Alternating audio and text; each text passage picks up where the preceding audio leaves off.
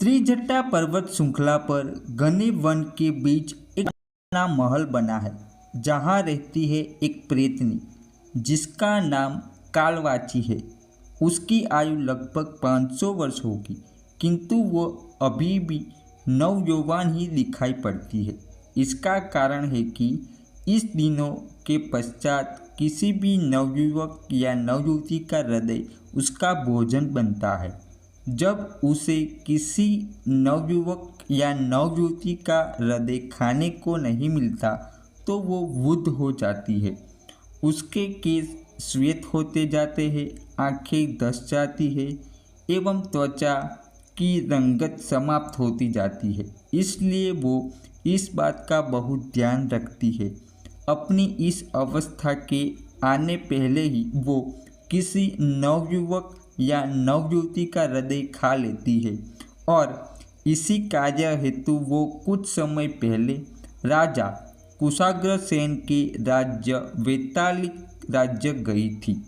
वैतालिक राज्य में उसने भ्रमण किया और उसे वैतालिक राज्य अत्यधिक पसंद आया, तो उसने सोचा क्यों ना मैं कुछ दिनों के लिए इस राज्य में रुक जाऊं। यहाँ मुझे सरलता से हृदय का भक्षण करने को मिल जाया करेगा। फिर मैं तो प्रेतनी हूँ, किसी भी वृक्ष पर सरलता से वास कर सकती हूँ। अपनी गोपनीयता बनने में मुझे यहाँ सरलता भी रहेगी। दिन में सुंदर युवती का वेश लिया करूँगी और रात को किसी वृक्ष पर सो जाया करूँगी।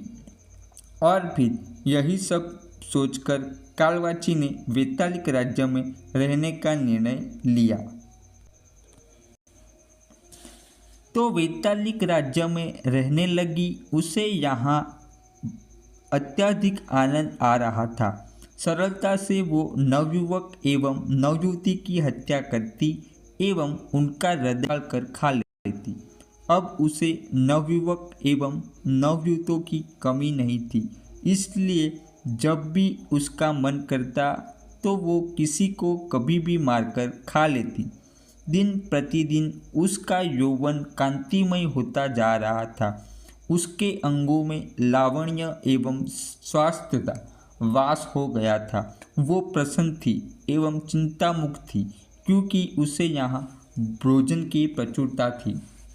किंतु राजा कुशाग्रसेन को जब ये ज्ञात हुआ कि आए दिन उनके राज्य में हत्याएं हो रही है, किंतु इतने प्रयासों के उपरांत भी हत्यारे को बंदी ना बनाया जा सका, तो उन्हें अत्यधिक चिंता हुई। उन्होंने तब अपने वृद्ध माता पिता से इस विषय पर बात की। तब उनके वृद्ध पिता प्रकाशसेन बोले, पुत्र, अत्यधिक चिंता का विषय है। मेरे विचार है कि तुम्हें स्वयं इस बात की जड़ तक पहुंचना चाहिए। कदाचित तभी तुम्हें सफलता मिलेगी। यदि अब तक गुप्तचर एवं सेनापति उस हत्यारे तक नहीं पहुंचे तो इस तात्पर्य है कि हत्यारा कोई साधारण व्यक्ति नहीं है। इस प्रकार निर्मम प्रकार से हत्या करना किसी साधारण व्यक्ति का कार्य कभी नहीं हो सकता। कदाचित आप ठीक कह रहे हैं पिताजी, मैं आपसे पूर्णतः सहमत हूँ, कुशाग्रसेन बोले। तब कुशाग्रसेन की माता मुग्मालती बोली, किंतु पुत्र, मुझे संदेह सा हो रहा है। कैसा संदेह माताश्री? तनिक मुझसे भी कहे, कुशाग्रसेन ने पूछा। तब मुग्मालती बोली, मुझे ऐसा प्रतीत होता है कि ये किसी भूत पिशाच का कार्य है, क्योंकि साधारण व्यक्ति केवल हत्या करता है तो धन के लिए, किंतु ये हत्यारा हत्या करता है और धन भी नहीं लूटता, केवल हत्या करके मृतकों का हृदय भक्षण करता है। मुझे तो भय लग रहा है कि कहीं हमारे राज्य पर कोई विपत्ति ना आ गई हो। ये कैसी बातें कर रही है माताश्री? ऐसा कुछ भी नहीं होता है, कुशाग्रसेन बोला। किंतु यदि ऐसा हुआ तो, मुग्मालती बोली। उन सभी के मध्य वार्तालाप चल ही रहा था कि तभी कक्ष के द्वार पर दासी आकर बोली, महाराज, आपको महारानी ने याद किया है। तब कुशाग्रसेन बोले, उनसे कहो कि मैं अभी आता हूँ। जी महाराज। एवं ऐसा कहकर दासी ने वहाँ से प्रस्थान किया। तब कुशाग्रसेन ने अपने माता से कहा, माताश्री एवं पिताश्री, मैंने आज रात्रि ही उस हत्यारे को खोजने का निर्णय लिया है। सायंकाल हो चली है, कदाचित रात्रि को समय ना मिला तो आप दोनों मुझे अभी आशीर्वाद दे दीजिए ताकि मैं अपने कार्य में सफल हो सकूं। हम दोनों का आशीर्वाद तो सदैव तुम्हारे साथ है पुत्र, ईश्वर तुम्हें अवश्य सफल करेंगे। प्रकाशसेन बोले। अंततः कुशाग्रसेन अपने माता पिता का आशीर्वाद लेकर अपने कक्ष में लौटे, जहां उनकी पत्नी कुमुदनी उनकी प्रतीक्षा कर रही थी। जैसे ही कुशाग्रसेन ने कक्ष में प्रवेश किया तो कुमुदनी बोली, महाराज, मैं ये क्या सुन रही हूँ? आप आज रात्रि उस हत्यारे को बंदी बनाने हेतु राज्य में जा रहे हैं। मुझे ये बात सेनापति जी से ज्ञात हुई। हाँ प्रिय, ये मेरी व्यवस्था है। मुझे अपने राज्य की रक्षा हेतु ये करना ही होगा। न जाने कौन है जिसने राज्य में प्रवेश कर ऐसा घिनौना कार्य प्रारंभ कर दिया है। कुशाग्रसेन बोले, आपको ज्ञात है ना कि ये अत्यधिक संकट भरा हो सकता है। आपके प्राण भी संकट में आ सकते हैं। कुमुदनी बोली, किंतु इसके सिवा और कोई मार्ग शेष नहीं बचा है।